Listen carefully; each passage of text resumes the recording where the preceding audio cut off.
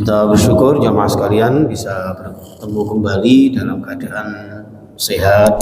Mudah-mudahan ibadah kita, amal-amal ibadah kita diterima oleh Allah Subhanahu wa taala. Diselamatkan dari segala macam musibah, bencana dan juga siksa akhirat kita. Insyaallah panjenengan semua di akhir Sya'ban ini insyaallah diberikan kekuatan oleh Allah Subhanahu wa taala untuk bisa bersama-sama menunaikan ibadah di bulan suci Ramadan nantinya. Amin amin ya rabbal alamin. Baik jemaah sekalian rahimakumullah, bismillahirrahmanirrahim. Kita lanjutkan hadis yang ke-1522. Wa an Muawiyah, dan dari sahabat Muawiyah radhiyallahu anhu qala dawuh sahabat Muawiyah, qala Rasulullah sallallahu alaihi wasallam, may yuridillahu bihi khairan yufaqihu fid din, muttafaqun alaih. Qala Rasulullah bersabda, man, barang siapa, yurid, yang dikehendaki, Allahu, oleh Allah, bihi, terhadap seseorang itu, dikehendaki apa? Khairan, sebuah atau suatu kebaikan. Seseorang yang dikehendaki oleh Allah dalam kebaikan, ya, maka yufaqihu fiddin, maka Allah akan menjadikannya pandai, paham di dalam agama. Dalam konteks kulon jenengan, ya, orang itu kalau dikehendaki baik oleh Allah itu suka ngaji. Gampang ngoten. Konotasinya, kalau kulon jenengan kepingin dimuliakan Allah, kepingin dibaiki oleh Allah, kepingin langkah-langkah kehidupan kita dinaungi dengan kebaikan-kebaikan Allah, maka perbanyaklah mempelajari agama Allah, agar kula jenengan dipandaikan Allah terhadap agama kita.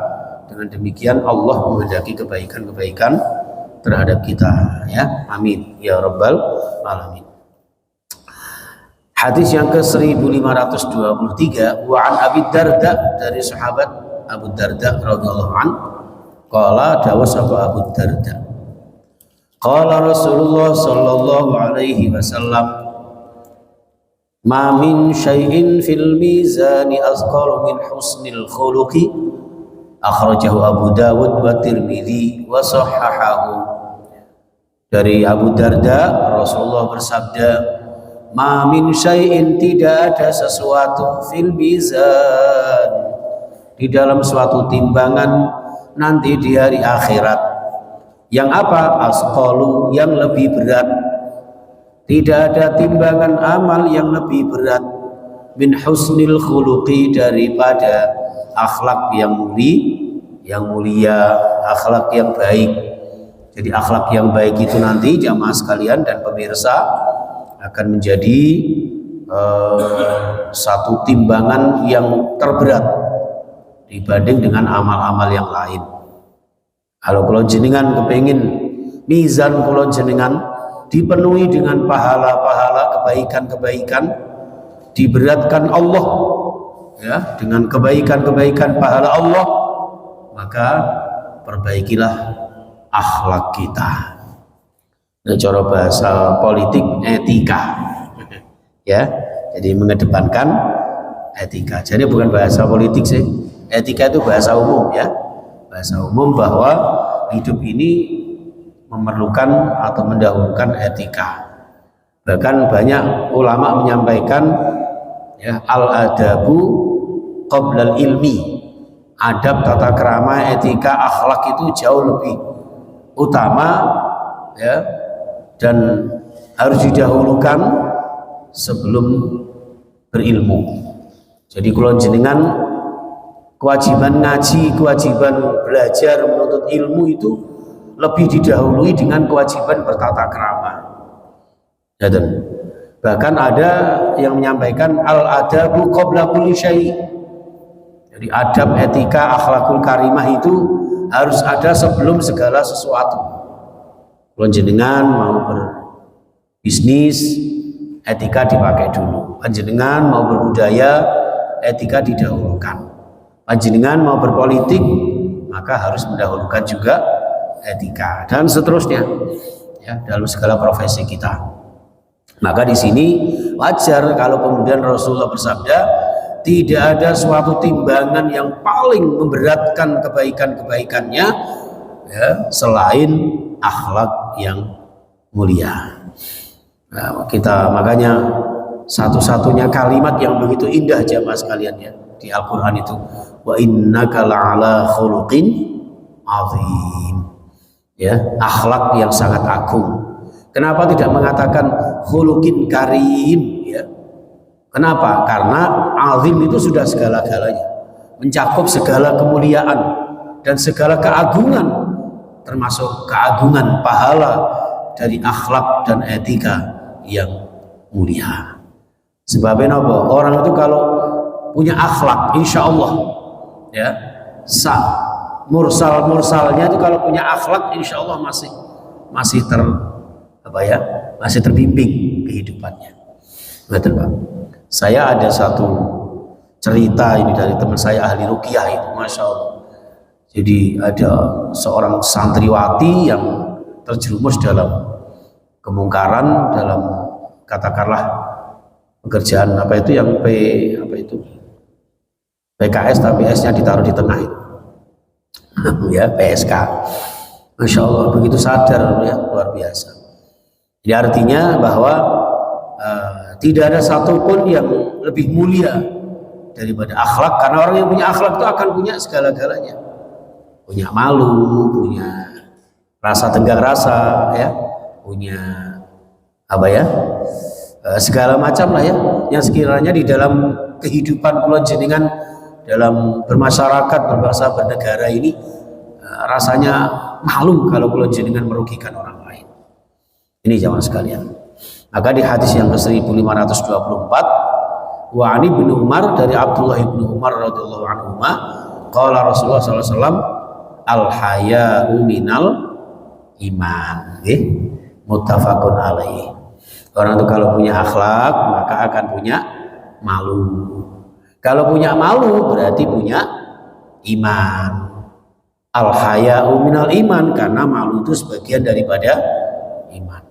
Malu nek kula jenengan curang, malu nek kula jenengan bujui, malu nek kula jenengan berbuat maksiat, itu bagian daripada iman. Kalau punya iman, insya Allah punya malu.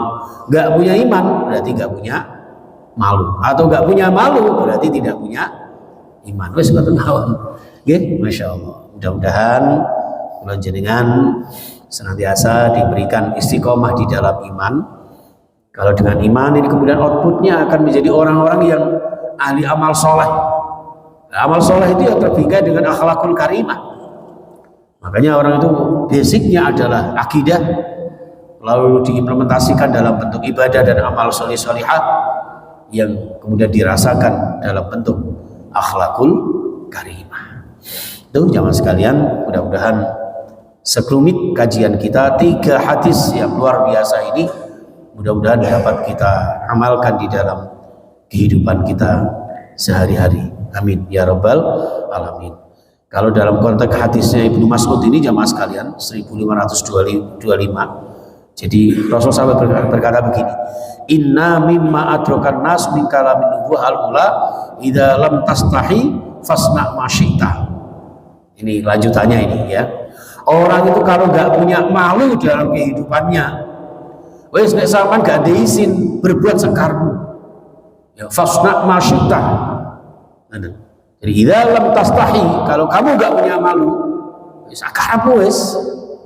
Ya segini yakin menghalalkan segala macam cara dan sebagainya. Masyita, ya, akhrajahul Bukhari.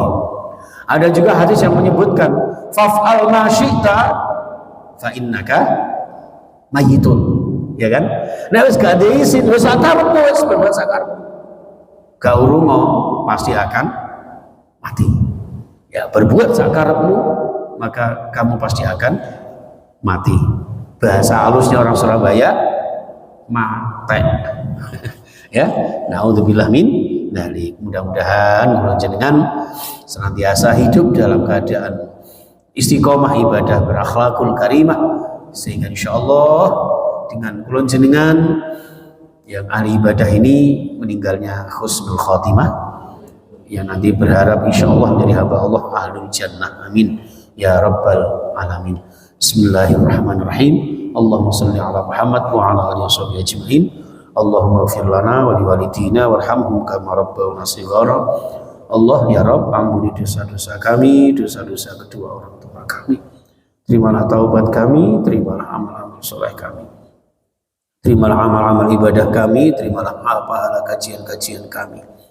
Allah ya Rabb, ampuni juga orang-orang yang sudah mendahului kami. Allah, Abah Abon, Abah Jasiman, ya Allah, Abah Karmin, ya Allah, Siti Alfiah, Pak Manap, dan seluruh yang sudah mendahului kami yang tidak bisa kami sebutkan, ya Allah, dari leluhurnya para jamaah Darut Taqwa dan seluruh pemirsa, ya Allah. Allah ya Rabb, berikan kehidupan yang barakah, terutama yang senantiasa, ya Allah, bersedekah khususnya untuk Masjid Darut Taqwa dan untuk dakwah, untuk syiar Islam, ya Allah, menjaga ukhuwah, ya Allah, memberikan pahala yang berlipat ganda, ya Allah, lancarkan urusannya, berkahi rizki dan keluarganya, ya Allah, lapangkan rizkinya, ya Allah, sehatkan jiwa raganya, sembuhkan segala sakitnya, ya Allah, dan berikan kehidupan yang sekali ini, ya Rabb, hidup yang senantiasa dalam jalanmu, Al-Quran dan Sunnah Rasulmu, ya Allah, menjaga ukhuwah di antara hamba-hambamu, ya Allah, dan senantiasa barakah. Dengan barakahmu, ya Allah, membawa maslahah dalam hidup kami, maslahah barakah fid dini wad dunya wal akhirah. Rabbana atina fid dunya hasanah wa fil akhirati hasanah wa qina adzaban nar. Wa sallallahu ala sayyidina Muhammad wa ala alihi wasallam wa akhiru da'wana alhamdulillahi rabbil alamin. Subhanakallahumma wa bihamdika asyhadu an la ilaha illa anta astaghfiruka wa atubu ilaik. Untuk Ramadan di Darut Taqwa insyaallah Bapak Ibu kita tarawih tanggal 10 ya. Tanggal 10 Maret bersamaan dengan keputusan Majelis Tarjih yang sudah jelas dengan pertimbangan hisab insyaallah ya. Karena mohon maaf belum bisa masang bannernya, sama Mas Faiz sudah dibikinkan beberapa waktu yang lalu tapi belum sempat kita masang, mohon maaf. Mudah-mudahan dengan kita share flyernya ya untuk disampaikan kepada masyarakat sekitar kita bahwa kita sama-sama mensyiarkan Masjid Darut Taqwa ya. Ada buka bersama, sahur bersama, terutama di 10 hari terakhir, dan juga ada kajian-kajian setiap malam habis tarawih. Kita undang penceramah-penceramah ya, pemirsa ya, monggo jenengan hadir dan diberikan insyaallah teman-teman pengurus Darut Taqwa kekuatan, kesehatan, dan juga seluruh jamaah termasuk panjenengan. Amin ya rabbal alamin. Subhanakallahumma bihamdika asyhadu an la ilaha illa anta astaghfiruka wa atubu ilaik. Assalamualaikum warahmatullahi wabarakatuh.